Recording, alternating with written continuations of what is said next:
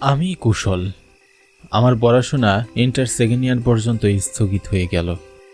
হঠাৎ করেই একদিন আমাদের এতিম করে আমার বাবা এই দুনিয়া থেকে বিদায় নিলেন।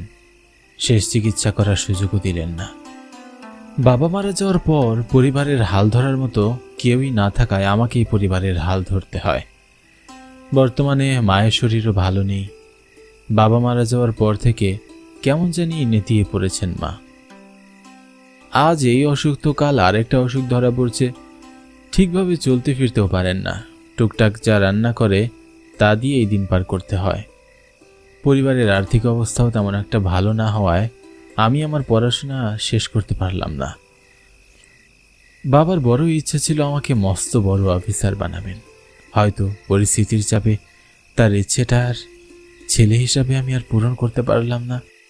তবে এই নিয়ে আমার কোনো আফসোস নেই, কেননা মায়ের দিনকাল যা যাচ্ছে, এই মুহূর্তে আমি যদি পরিবারের হাল না ধরি তাহলে পরিবারটি অকালেই ভেসে যাবে।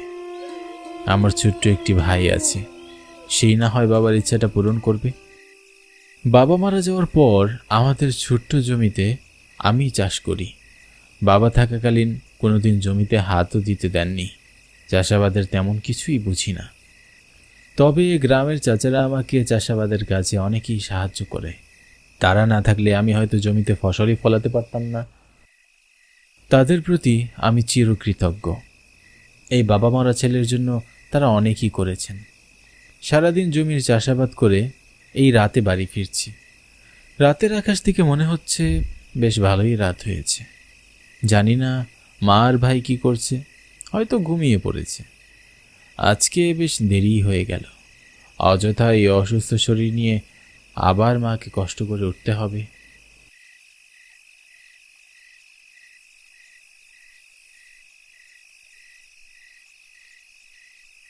মা, ও মা, ঘুমিয়ে পড়েছ? আমি কুশল গো, দরজাটা খুলো। এত রাত করলি যে বাবা? আজ জমিতে চাষ করতে একটু দেরি হয়ে গেল মা। তারপরে আবার হাটে গিয়েছিলাম। এই ধরো, বাজারের থলেতে বেশ কিছু শাক সবজি রয়েছে, সাবধানে রেখে দিও। আমি দিঘিতে গেলাম গো মা, তাড়াতাড়ি স্নানটা করে আসি। অনেক তো রাত হয়েছে, আজ স্নান না হয় করিস না। ঠান্ডা লাগলে আর এক কাণ্ড ঘটবে। না গো মা, তুমি চিন্তা করো না, আমার কিচ্ছু হবে না। যা, তাড়াতাড়ি বাড়ি ফিরিস। দরজাটা খোলা রেখে ঘুমিয়ে পড়ো, আমি আসছি। ঠিক আছে বাবা।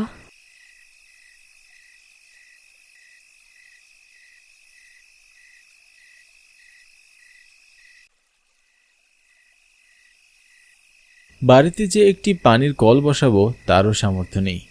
স্নান করার জন্য এই দিঘিটি একমাত্র ভরসা আমাদের। তাই যত রাতই হোক না কেন আমাকে সেখানে গিয়ে স্নান করতে হয়। তবে কিছুদিন আগে অন্য একটি গ্রামের একটি মেয়ের লাশ ভেসে ওঠে এই দিঘিতে। এর কারণ অবশ্য কেউই জানে না। গ্রামের সবাই বলাবলি করছে এই দিঘিটি নাকি অভিশপ্ত, তাই গ্রামে কেউ আর এই দিঘিটি ব্যবহার করে না। কিন্তু আমাদের মতো গরিব মানুষদের আর উপায় কোথায়? আমাদের যে এই দিঘিতেই একমাত্র ভরসা। 3-4 দিন হয়ে গেল এই দিঘিতে আমি অদ্ভুত কিছু লক্ষ্য করিনি। তবে আজ কেন জানি হঠাৎ করে কথাটি মনে পড়ল। কেন মনে পড়ল জানি না, তবে কথাটি মনে পড়ায় মনের ভিতরটা অস্থির হয়ে গেল। সেই ছোট্টবেলা থেকে রাত বিরেতে এই দিঘিতে স্নান করছি, কখনো এমন অনুভূতি হয়নি। কিন্তু আজ যেন মনের ভিতর কিছু লুকায়িত ভয় কাজ করছে। পরিবেশকে বেশ ভালোভাবে লক্ষ্য করলে দেখা যাবে আমার মতো পরিবেশটিও যেন ভয় পাচ্ছে কিছু নিয়ে। আকাশ ভারী হয়ে রয়েছে।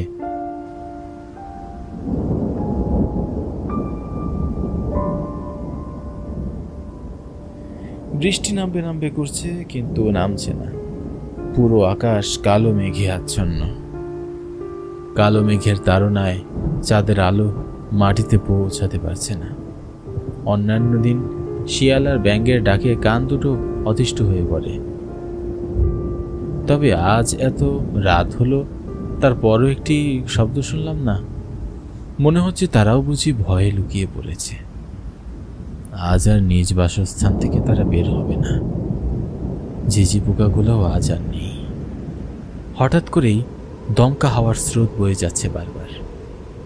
বাতাসের তাড়নায় যেন এক ধাক্কায় উড়িয়ে নিয়ে যাবে বহুদূর আকাশে। কিছুক্ষণ পর দিঘির কাছে আসতে মনের ভিতর সেই আতঙ্ক আরও বাড়ল। এক মুহূর্তে মনে হলো আজ আর স্নান না করি, কিন্তু এই ঘাম ঝরা অক্লান্তি ঝরা শরীরের রাতে তো ঘুমাতেই পারবো না। তাই বেশি কিছু না ভেবে পানিতে নেমে পড়লাম।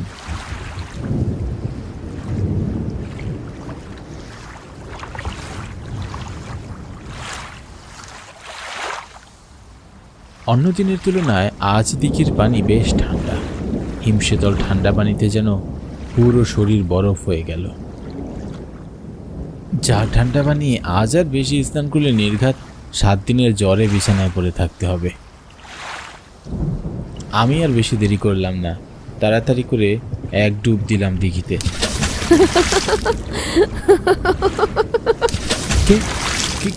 কে হাসলো? খুব ক্ষীণ কণ্ঠস্বরে হাসির আওয়াজটি ভেসে আসলো।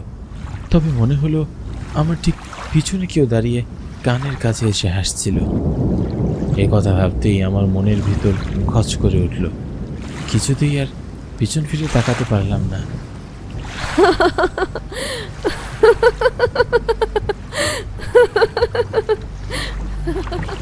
আবারও সেই হাসির প্রতিধ্বনি, তবে এবারে আর ধীরে নয়, জোরে জোরে হাসছে।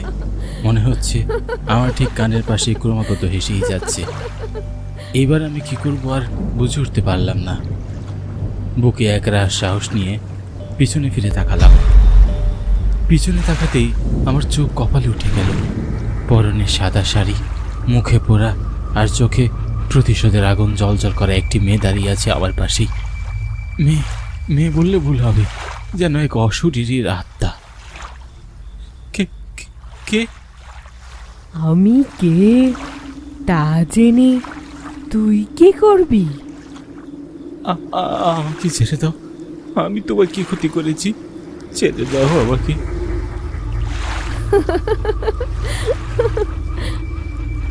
এত সহজে তো তোকে আমি ছাড়বো না। বল, কেন এসেছিস সেখানে? কেন? আমার বাড়িতে তো পানির কল নেই। সারাদিন জমিতে চাষাবাদ করে এই ক্লান্ত শরীরটাকে একটু স্বস্তি দিতে এখানে এসেছি স্নান করতে। তবে আর কোনোদিন আসবো না। দয়া করে আমাকে বেরো না, তাহলে যে আমার মা আর ভাইকে না খেয়ে মরতে হবে।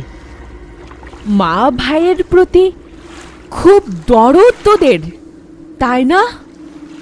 তবে আমাদের মতো মেয়েদের প্রতি কেন এত রাগ? কি ক্ষতি করেছি আমরা তোদের? না না না, কিছু তো করনি, কিন্তু আমি তোমার কথা কিছু বুঝতে পারছি না। এগুলো কেন আমাকে বলছো? এখন তো তোরা ভাজা মাছটিও উল্টিয়ে খেতে পারিস না। কি করেছি তোমাদের আমরা যে তোমার আমাদের প্রতি এত রাগ? কেন জানিস না? আজ আমার এই পরিণতি তোদের জন্যই, শুধুমাত্র তোরাই দায়ী।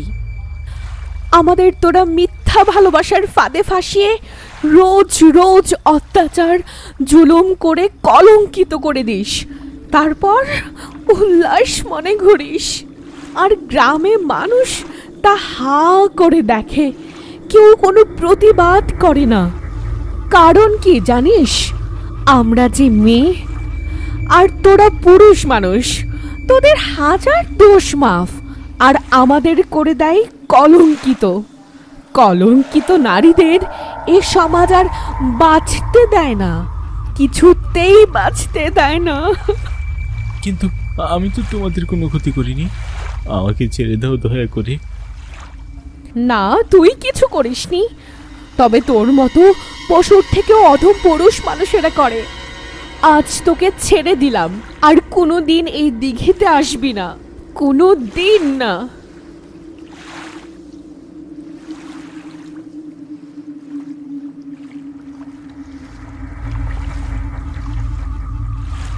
মেয়েটির কথা শুনে তার প্রতি ভীষণ মায়া হলো। মেয়েটির কথা যে পুরোপুরি ভুল নয়, সে যা বলছে পুরোটাই সত্য। তবে এরপর থেকে আমি আর কোনোদিন এই দিঘিতে আসব না।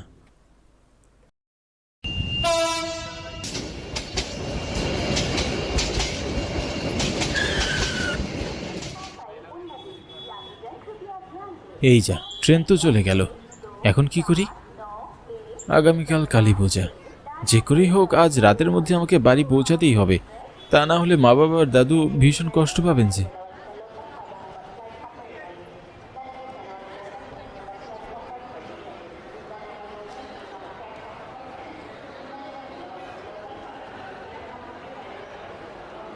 দাদা, পরের ট্রেন কটায় আসবে বলুন তো? আপনি যাবেন কোথায়? কৃষ্ণনগর যাব দাদা। রাত 8টায় কৃষ্ণনগর যাওয়ার একটা ট্রেন আছে। 8টায়? এখন তো মাত্র 7টা বাজে, আরও 1 ঘন্টা অপেক্ষা করতে হবে।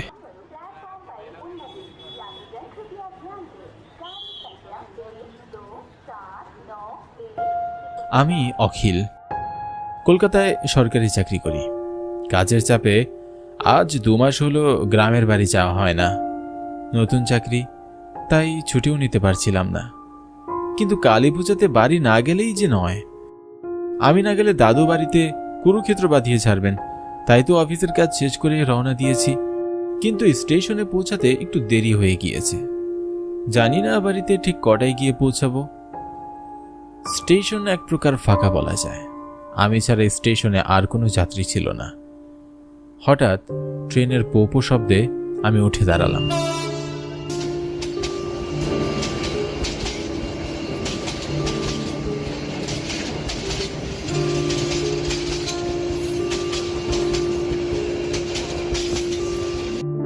স্টেশনে ট্রেন এসে থামতেই আমি ট্রেনে উঠলাম।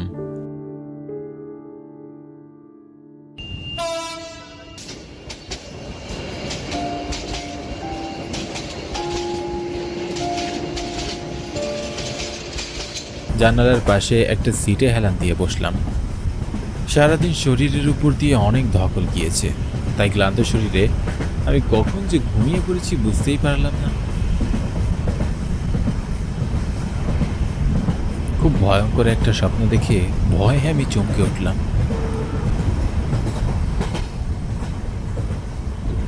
কিছুক্ষণের মধ্যে ট্রেন স্টেশনে এসে থামল। আমি তাড়াহুড়ো করে ট্রেন থেকে নামলাম।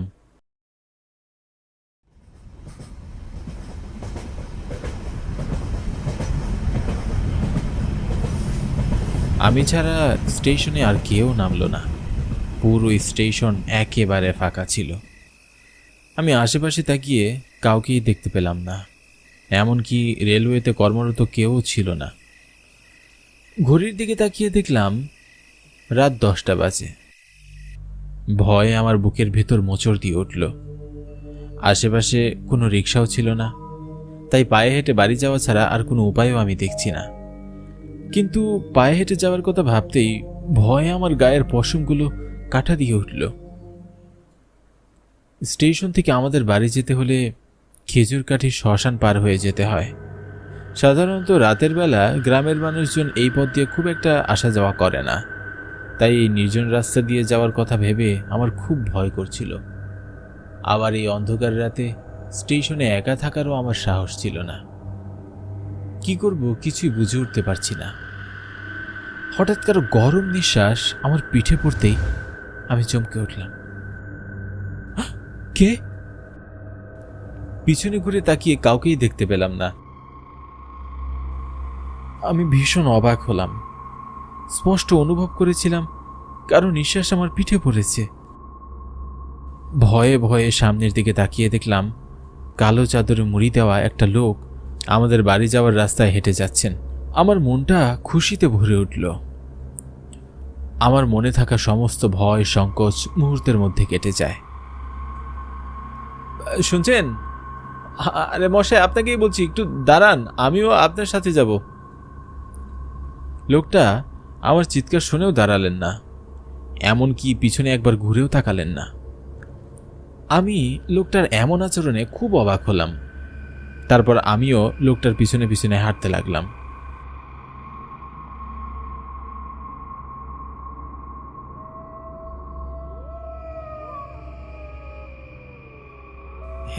এই যে শুনছেন, একটু থামুন না, আমি আপনার সাথে যাব, শুনছেন? আমি এত ডাকাডাকি করছি কিন্তু লোকটা কিছুতেই থামছেন না।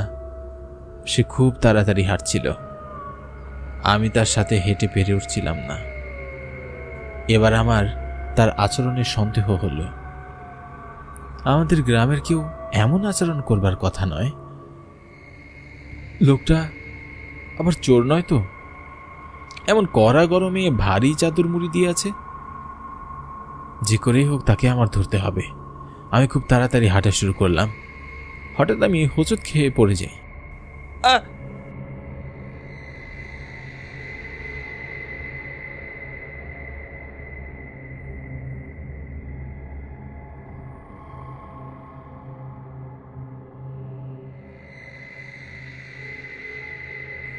সামনে তাকিয়ে আমি ভীষণ অবাক হই। লোকটাকে আমি আর দেখতে পেলাম না। মুহূর্তের মধ্যে লোকটা কোথায় যেন হারিয়ে গেল। আমি আশেপাশে ভালো করে তাকাতে লাগলাম, আর তখনই একটা খেজুর গাছ থেকে ভয় আমার বুকটা কেঁপে উঠল। এখান থেকে শ্মশানের সীমানা শুরু হয়েছে। শ্মশানের আশেপাশে কিছু একটা জঙ্গল হয়ে আছে। আমাবস্যার ঘুটঘুটে অন্ধকার রাতে সেই জঙ্গলকে আরও ভয়ঙ্কর মনে হচ্ছে। সাধারণত আমাদের গ্রামের লোকজন এই পথ দিয়ে দিনের বেলায়ও খুব একটা যাওয়া আসা করে না, আর রাতের বেলা তো যাওয়া আসা করার প্রশ্নই আসে না। কিন্তু এই পথ ছাড়া আমাদের বাড়ি যাওয়ার আর কোনো পথ নেই। ঘুটঘুটে অন্ধকারে ঠিকমতো রাস্তা দেখা যাচ্ছে না। আমি সামনে আগানোর সাহস পাচ্ছি না। আবার স্টেশনে ফিরে যাওয়ার মতো আমার সাহস নেই। কি করব কিছুই বুঝে উঠতে না পেরে, কোনো উপায় না পেয়ে আমি বাড়ির পথে হাঁটতে শুরু করলাম। আমি খুব তাড়াতাড়ি হাঁটছি। কেন যেন মনে হচ্ছে আমার পিছনে পিছনেও কেউ হাঁটছে, কিন্তু পিছনে করে তাকানোর সাহস আমার নেই। ভয়ে আমার গায়ের পশমগুলো কাঁটা দিয়ে উঠল। আমি আরো দ্রুত হাঁটা শুরু করলাম। কিন্তু কি আশ্চর্য, আমি এত তাড়াতাড়ি হাঁটছি কিন্তু কিছুতেই যেন শ্মশানের সীমানাটা পার করতে পারছি না। পথ যেন কিছুতেই শেষ হচ্ছে না। ভয়ে আমার বুকের ভিতর ধুকধুক করছে। আমি মনে মনে ঈশ্বরের নাম জপ করছি আর হাঁটছি। হঠাৎ আমি পিছনে ঘুরে তাকিয়ে চমকে উঠলাম। কি আশ্চর্য, আমি এখনো খেজুর গাছের কাছেই আছি। এত সময় হেঁটে আমি একটু সামনে আগাতে পারিনি। ভয়ে আমার বুকের ভিতরটা কেঁপে উঠল। শরীরের সমস্ত শক্তি দিয়ে আমি দৌড়ে পালানোর চেষ্টা করলাম, কিন্তু খুব অদ্ভুতভাবে বারবার ঘুরে ফিরে আমি শ্মশানের সামনেই চলে আসছি। আমার বুকের ভিতরের প্রাণ পাখিটা ছটফট করছে। ভয় আমার প্রাণ যায় যায় অবস্থা। দৌড়াতে দৌড়াতে আমি হাঁপিয়ে গিয়েছি। পানির তৃষ্ণায় গলা শুকিয়ে কাঠ হয়ে গেছে। আখিল, বাবা আখিল। হঠাৎ বাবার কণ্ঠ শুনে আমি চমকে উঠলাম, কিন্তু আশেপাশে কোথাও আমি বাবাকে দেখতে পেলাম না। বাবা, তুমি তুমি কোথায় বাবা? তোমাকে আমি দেখতে পাচ্ছি না কেন? এই তো আমি এখানে, তোমার কাছেই। আমার মনে হলো বাবা শ্মশানের ভেতর থেকে আমায় ডাকছেন। কিন্তু এত রাতে বাবা শ্মশানে কি করছেন? বাবার আবার কোনো বিপদ হলো না তো? আমার মন খুব অস্থির হয়ে আছে। আমি বেশি কিছু ভাবতে পারছি না। তাড়াহুড়ো করে আমি শ্মশানের ভিতরে এগিয়ে যাই।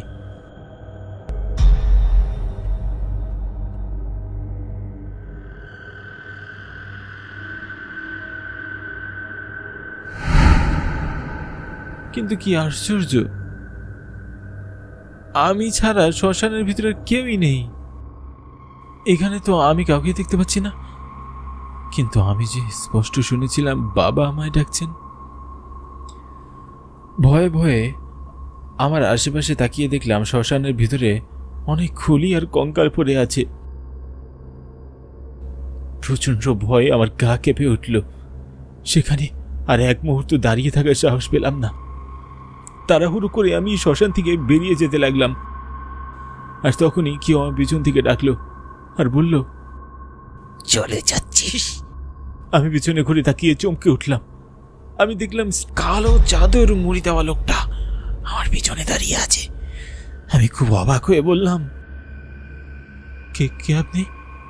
এই অন্ধকারে শ্মশানের ভিতরে একা একা কি করছেন? তোর জন্য অপেক্ষা করছি। আগামীকাল কালী পূজা, আর তুই আজ বাড়ি আসবি তা আমি আগে থেকেই জানি। তাই বলে আমার জন্য শ্মশানে অপেক্ষা করতে হবে কেন? বাড়িতে অপেক্ষা করলেই পারতেন। বাড়ি গেলে কি আর আমি তোকে ধরতে পারতাম?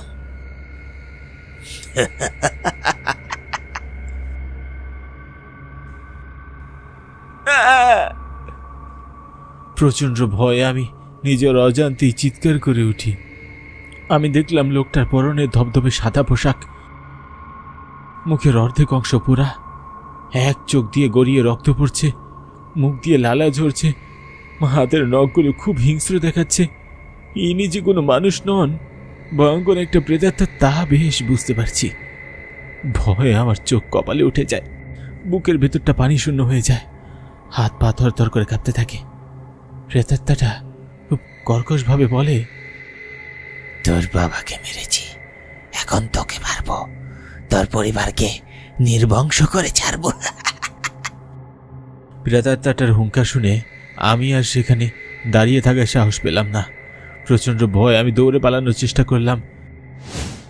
আমি আমার শরীরের সমস্ত শক্তি দিয়ে দৌড়াচ্ছি, কিন্তু খুব আশ্চর্যজনকভাবে বারবার ঘুরে ফিরে আমি প্রেতাত্মাটার সামনেই চলে আসছি। আর প্রেতাত্মাটা খুব ভয়ঙ্কর ভাবে হাসছে। ভয় আমার প্রাণ যায় যায় অবস্থা। বুকের ভেতরের প্রাণ পাখিটা ছটফট করছে, মনে হচ্ছে এখনই প্রাণ পাখিটা বেরিয়ে যাবে।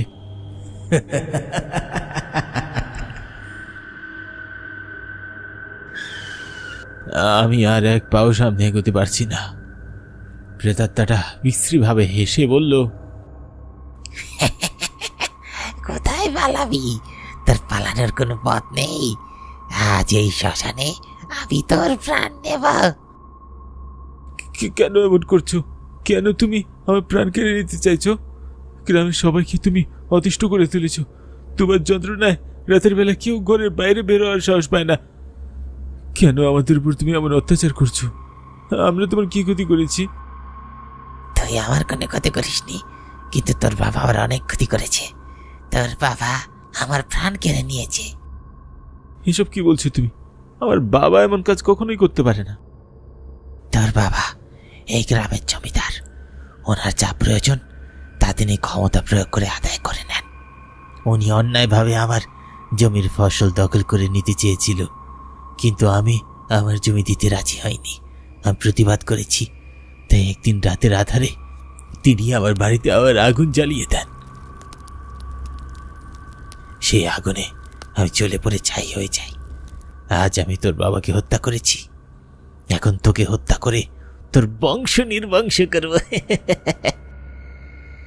না, আমার মেরো না, আমি তোমার কোনো ক্ষতি করিনি। আমার বাবার ভুলে এসেছি, তুমি আমাকে কেন দিতে চাইছো? ছেড়ে দাও আমায়। প্রেতাত্মাটা তার হাত দুটো লম্বা করে আমার দিকে বাড়িয়ে দিল, খুব শক্ত করে আমার গলা চেপে ধরল। বাঁচার জন্য আমি আকুতি মিনতি করছিলাম, কিন্তু কিছুতেই প্রেতাত্মাটার হাত থেকে ছুটতে পারছি না। আমার দম বন্ধ হয়ে আসছে। তারপর আমার আর কিছুই মনে নেই।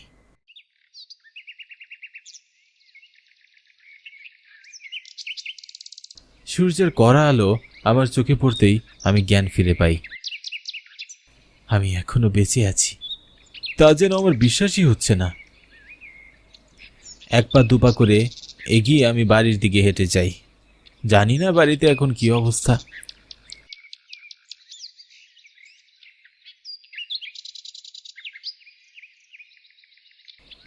দূর থেকে দেখলাম আমাদের বাড়ির উঠোনে অনেক মানুষ জড়ো হয়ে আছে।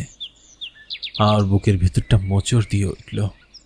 গত রাতে প্রেতাত্মাটার কথা বলা মনে পড়ে গেল। আমি তাড়াহুড়ো করে এগিয়ে এসে দেখি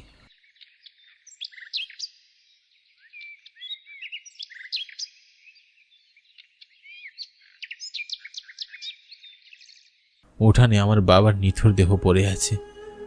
দাদু আর মা কান্নায় ভেঙে পড়েছেন। চোখের পানি আমি আর ধরে রাখতে পারছি না। বাবার শেষ কাজ সম্পূর্ণ করে দাদু আর মাকে নিয়ে আমি শহরে চলে এসেছি। আর কোনোদিন আমরা গ্রামে যাইনি।